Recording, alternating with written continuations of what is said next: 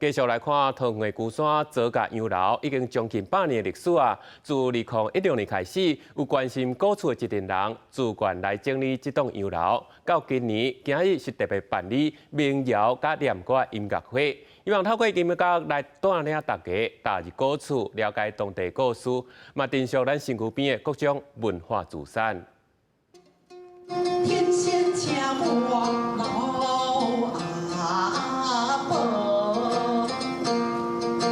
大声连歌将心报。手担月琴演唱老仙婆游天庭，第一民谣念歌歌唱张雅顺，伫2019年对国宝级艺术杨秀卿学念歌。这首歌是张雅顺伫艺术过身了后，望见老师念歌的模样所写的。礼拜特别来到有98年历史的左甲洋楼演出。张雅顺表示，希望会当伫遮有历史意义的所在，让少年一辈的人熟悉台湾的民谣甲念歌。老仙婆游天庭，迄是一个念歌，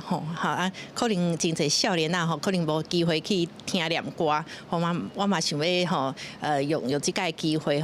唱这个念歌，互大家听看卖哦。这届月琴民谣音乐会结合小米的观念，伫现场大家会当分享家己无需要的物件。长期关注左甲洋楼保存修复的民间团体表示，希望透过活动，互更较侪人知影爱珍惜万项物件，就亲像古厝、传统歌曲甲文化，拢需要大家做伙来重视。主要的目的是希望说，所有的东西，假如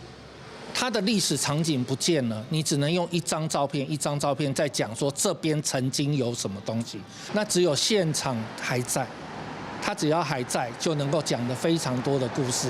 民间团体表示，未活100年历史的左甲洋楼，代表过去桃园龟山这个所在的建池，因自2016年开始参与保存的工作，即马古厝厝顶放甲真严重，面对抢救的危机，希望透过活动导览，互更较侪人来了解这个宝贵的所在。另外，歌手张雅顺也分享，伊认为民谣念歌就哪亲像古厝、古早物，属于较早的物件，希望大家若用无同的角度来欣赏，其实会产生无同款的感情，进一步来了解这寡文化资产的价值。记者张家嘅林玉凯桃园报道。